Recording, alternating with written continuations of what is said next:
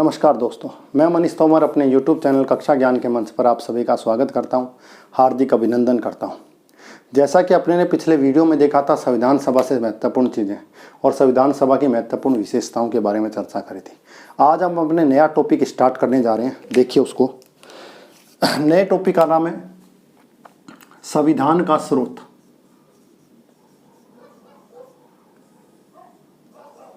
संविधान का स्रोत। एक क्वेश्चन छोटे एग्जाम्स में इसमें से पूछ लिया जाता है और आपके एग्जाम की दृष्टि से महत्वपूर्ण भी टॉपिक है। संविधान के स्रोत की बात करते हैं तो दो चीजें ध्यान रखना। एक आपसे पूछा जाए सबसे बड़ा स्रोत और एक आपसे पूछा जाए अंतिम स्रोत। दो फैक्ट को आपको पता करना है, संविधान का सबसे बड़ा स्रोत और संविधान का अंतिम स्रोत। तो ध्यान रखिएगा, संविधान का सबसे बड़ा स्रोत माना जाता है 1935 भारत शासन अधिनियम। 1935 भारत शासन अधिनियम माना जाता है पहली चीज। अंतिम स्रोत माना जाता है किसको? भारत की जनता को। क्यों? क्योंकि संविधान बना है किसके लिए? भारत की जनता के लिए बना है। अगर जनता ही नहीं होगी तो संविधान किसके लिए बनेगा? खाली दीवारों के लिए संविधान थोड़ा ना बनेगा, खाली ज्योग्राफिकल कंडीशंस के लिए संविधान थोड़ा ना बनेगा, लोगों के लिए। तो भारत की जनता संविधान का क्या मानी जाती है? अंतिम स्रोत मानी जाती है। इस चीज को थोड़ा सा ध्यान रखिएगा। अब कुछ महत्वपूर्ण देश हैं जिनसे हमने कुछ न कुछ अडॉप्ट किया है। अडॉप्ट का मतलब उनकी कुछ अच्छी चीजों को हमने अपने संविधान में शामिल किया है, उनके जैसे ही प्रावधान लिए हैं। तो कई बार हमारे संविधान को लेकर कई सारे विचार थे, जैसे भारतीय संविधान वकीलों का स्वर्ग है, भारतीय संविधान को उधार का थैला कहा जाता है, भारतीय संविधान गोंद और कैंची की करामात है। इस तरह के वाक्य आपको देखने को मिलेंगे। उसके पीछे का एक कारण यह है कि हमने विश्व के लगभग 60 से अधिक देशों के संविधानों का अध्ययन किया और उसमें से महत्वपूर्ण अच्छे जो मोती थे उनको चुन लिया और उनको निकाल लिया और उनको अपने संविधान में क्या कर लिया? शामिल कर लिया। और ये अच्छी चीज भी है, जहां से जो कुछ भी अच्छा मिले उसको स्वीकार कर लेना चाहिए, उसको अडॉप्ट कर लेना चाहिए, इसमें कुछ भी गलत नहीं है। तो हमारा संविधान, हम कई बार कहते हैं हमने अमेरिका से लिया, तो ये ना लेकर हम एक शब्द का प्रयोग करें तो वो ज्यादा अच्छा रहेगा।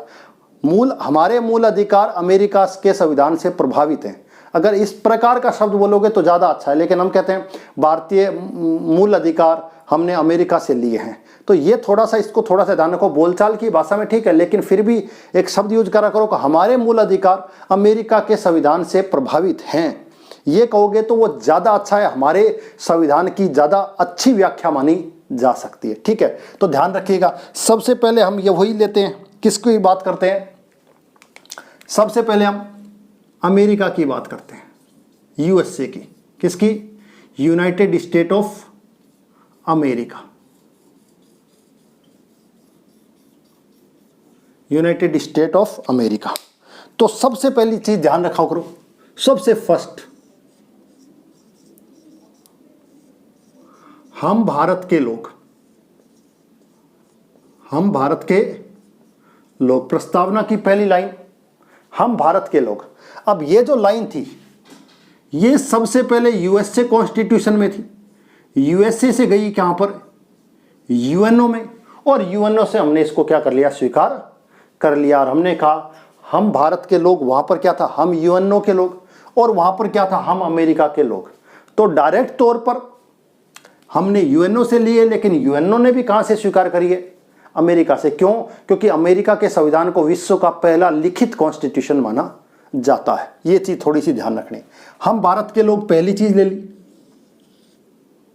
दूसरी, राष्ट्रपति का निर्वाचन।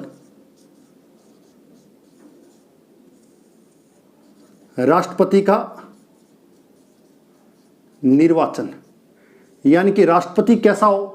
निर्वाचित हो, वंशानुगत नहीं हो। समझ में आ गई बात? तो ये व्यवस्था हमने कहां से ली है? अमेरिकन कॉन्स्टिट्यूशन से ली है। तीसरी, हमारे मूल अधिकार,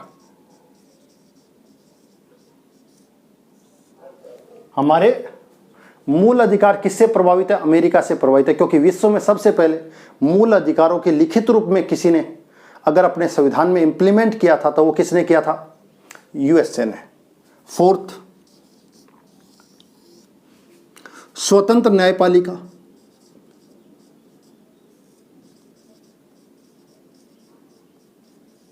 स्वतंत्र न्यायपालिका, ये व्यवस्था भी हमने कहां से ली है? अमेरिका से ली है, ध्यान रखिएगा। उसके अलावा न्यायपालिका की बात करी तो ध्यान रखिएगा,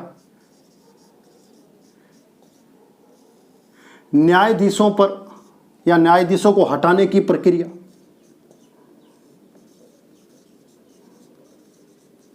हटाने की प्रक्रिया भी कहीं ना कहीं हमने कहां से ली है? यूएसए से ली है। उसके अलावा बात करें तो न्यायिक पुनरावलोकन, न्यायिक पुनरावलोकन,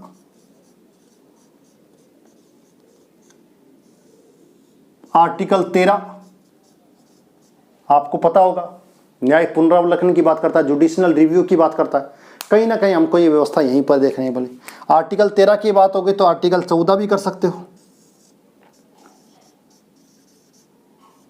विधि के समान संरक्षण की बात कर सकते हो, विधि के समान संरक्षण की बात कर सकते हो, आर्टिकल 14।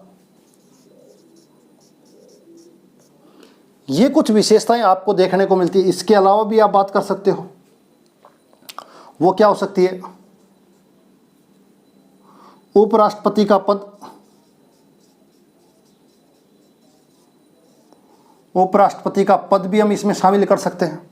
वो भी कहीं ना कहीं अमेरिकन कॉन्स्टिट्यूशन से प्रभावित आपको देखने को मिलेगा। इसके अलावा और क्या कर सकते हो आप, ये बताइए। राष्ट्रपति पर महाभियोग,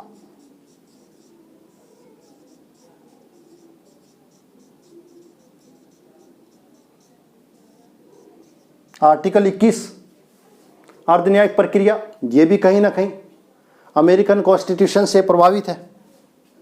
इसके अलावा राष्ट्रपति तीनों सेना का कमांडर इन चीफ,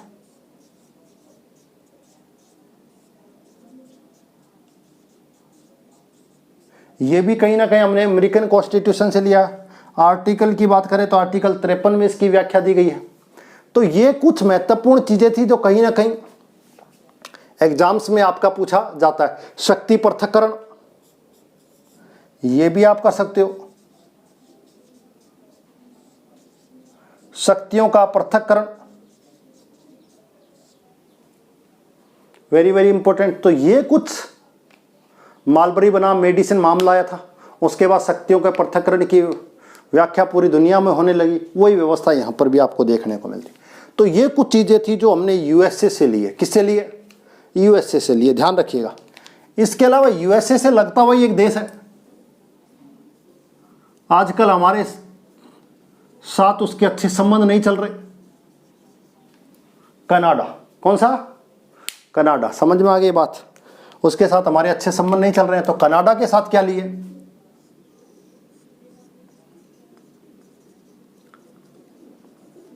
संघात्मक व्यवस्था।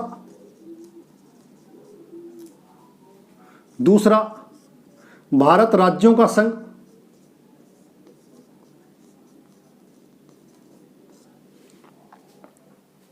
आपको संघ जैसा कोई शब्द देखने को मिल जाए, संघ, अर्ध संघ, संघात्मक, संघीय व्यवस्था, तो ये सारी चीजें आप कहीं ना कहीं कनाडा के साथ जोड़िएगा।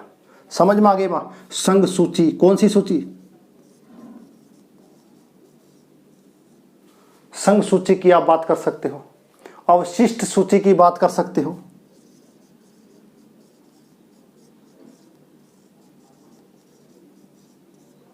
सूची की बात कर सकते हो, राज्यपाल,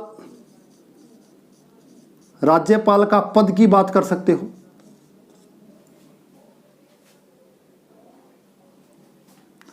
सुप्रीम कोर्ट से परामर्श, ये भी कर सकते हो, आर्टिकल 143। इसके अलावा राज्यपाल के द्वारा विधेयक को आरक्षित रखना,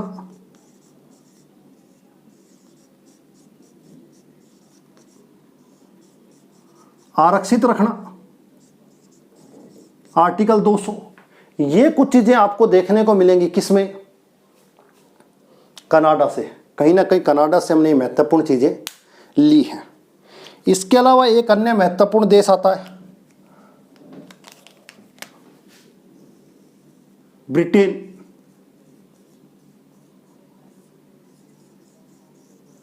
ब्रिटेन आपके एग्जाम्स में पूछा भी जाता है, ब्रिटेन। तो जो कुछ चीजें आपको ज्यादा दिखाई दे वो सब कुछ कहीं ना कहीं ब्रिटेन से है। जैसे एकल नागरिकता कर सकते हो, दूसरा द्विसदनात्मक व्यवस्था कर सकते हो, तीसरा संसदीय प्रणाली हमने कहां से ली है उसकी बात कर सकते हो, फोर्थ प्रधानमंत्री का पद की बात कर सकते हो, फिफ्थ मंत्रिमंडलीय या Westminster model, shadow cabinet, cabinet जैसे कुछ भी चीज हो उसका प्रावधान आप कर सकते हो। कैग की जो व्यवस्था है आर्टिकल 148 में, उसकी बात आप इसके तहत कर सकते हो।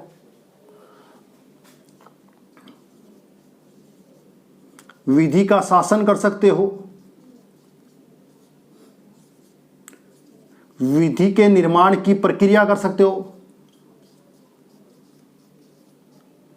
विधि निर्माण की प्रक्रिया कर सकते हो। इसके अलावा राष्ट्रपति की स्थिति किसकी या राष्ट्रपति की भूमिका,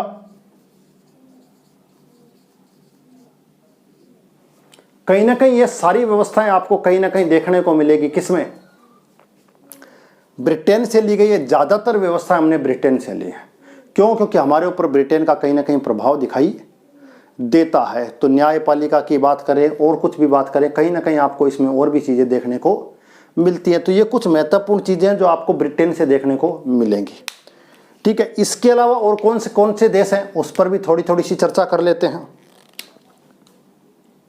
ब्रिटेन के बाद सबसे महत्वपूर्ण देश है दक्षिण अफ्रीका।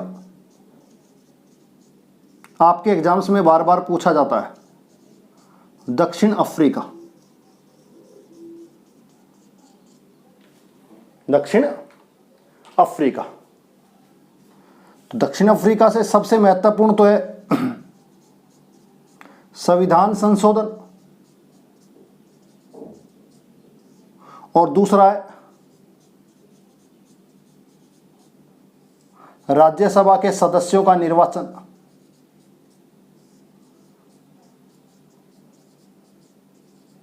सदस्यों का निर्वाचन। First past the post system भी हमने कहीं ना कहीं ब्रिटेन से लिया। अग्रता ही विजेता, जो ज्यादा वोट लेगा वो जीतेगा, ये व्यवस्था भी हमने कहां से ली है? ब्रिटेन से ली है। तो राज्यसभा के सदस्यों का निर्वाचन, इसके अंदर ये लिख सकते हो एकल संक्रमणीय आनुपातिक निर्वाचन की व्यवस्था कहां से ली हमने? दक्षिण अफ्रीका से लिए। संविधान संशोधन आपको पता है 368, आपको ये व्यवस्थाएं देखने को मिलेगी। तो दक्षिण अफ्रीका से ये हमने ग्रहण किया है। दक्षिण अफ्रीका के बाद आप देखने को मिलेगी तो आप कर सकते हो आयरलैंड।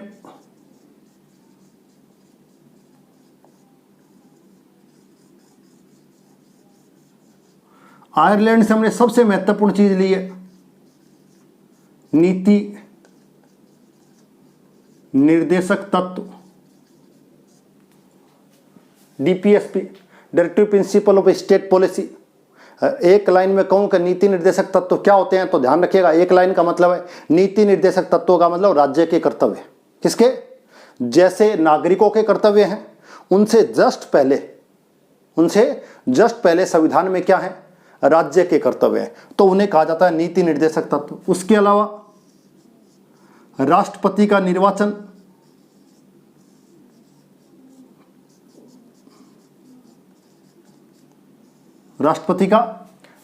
जो है या निर्वाचक मंडल, सॉरी, राष्ट्रपति का निर्वाचक मंडल, तो आर्टिकल 54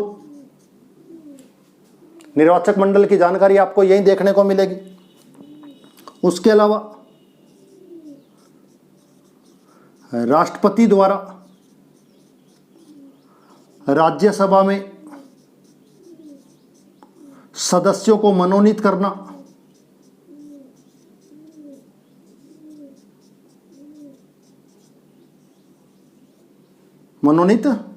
कुल कितने, 12 सदस्य, कौन से आर्टिकल के तहत, 80 के तहत राज्यसभा के अंदर 12 सदस्यों को राष्ट्रपति मनोनीत करता है। कला, साहित्य, विज्ञान और समाज सेवा, ये 4 सेक्टर हैं जिनसे कहीं ना कहीं शामिल किया जाता है। तो ये आयरलैंड से महत्वपूर्ण चीज हो गई। आयरलैंड के अलावा बात करें तो आपको यहां देखने को मिलेगा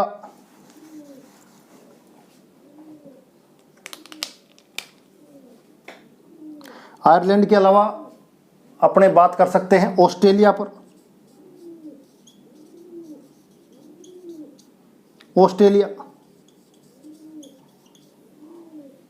ऑस्ट्रेलिया से क्या लिया है तो ध्यान रखिएगा, समवर्ती सूची ली है, कॉन्क्रीट लिस्ट, ऐसी लिस्ट जिस पर दोनों कानून बना सकते हैं, पहली। दूसरा, ऑस्ट्रेलिया से हमने क्या लिया, संयुक्त बैठक।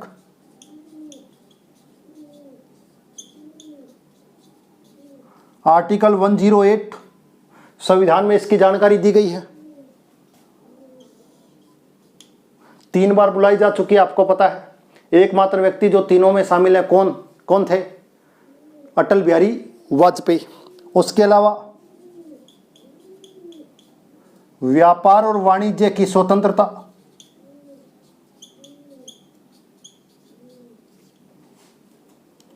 उसके अलावा प्रस्तावना की भाषा,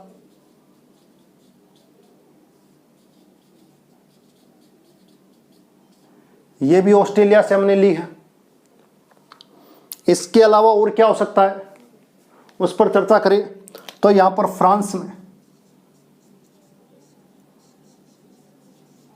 फ्रांस से क्या लिया हमने, तो हमको पता है गणतंत्रीय व्यवस्था,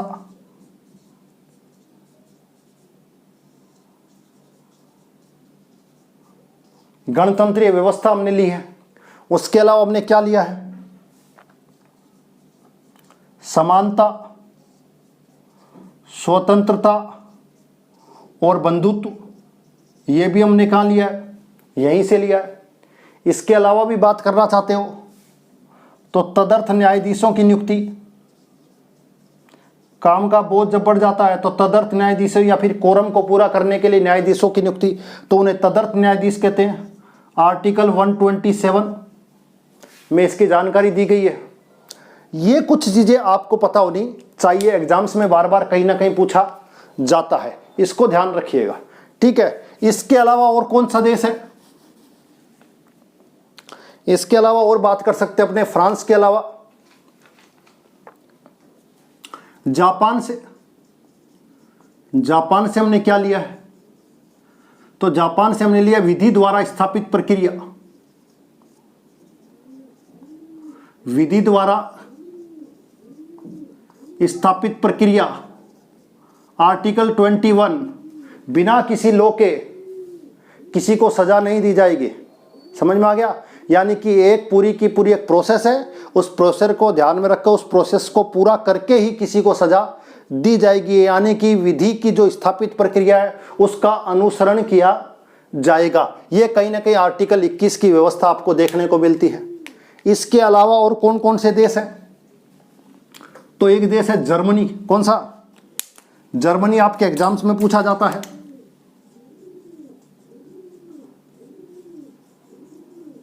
तो जर्मनी से आपातकालीन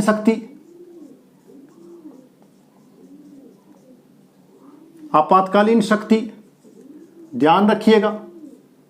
वीमर क्षेत्र से, कौन से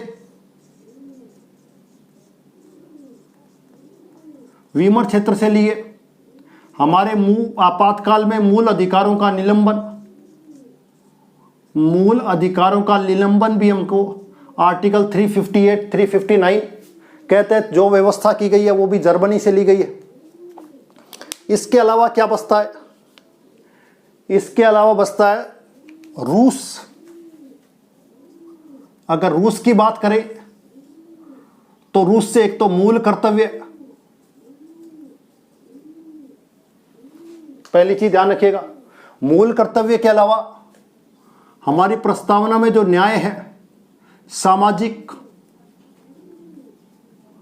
आर्थिक और राजनीतिक, ये 3 प्रकार के जस्टिस की जो बात की गई है वो कहीं ना कहीं हमने कहां से ली है? रूस से ली है।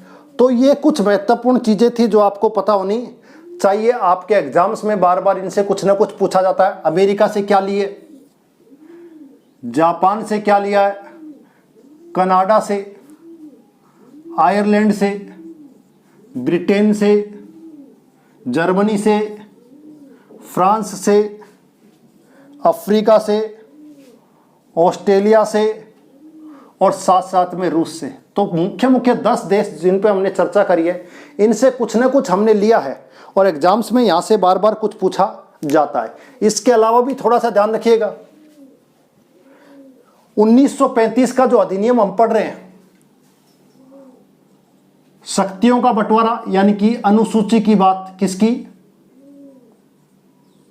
अनुसूची हमने कहीं ना कहीं यहीं से ली है। न्यायपालिका 1935 से, प्रांतीय लोक सेवा आयोग यानी कि आरपीएससी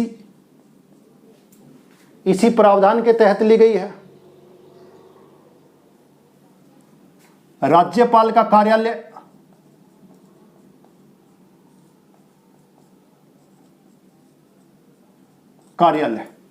ये कुछ चीजें आपको देखने को मिलती हैं भारतीय संविधान में। इनसे लगातार कोई ना कोई एक क्वेश्चन आपके एग्जाम्स में कहीं ना कहीं पुट किया जाता है।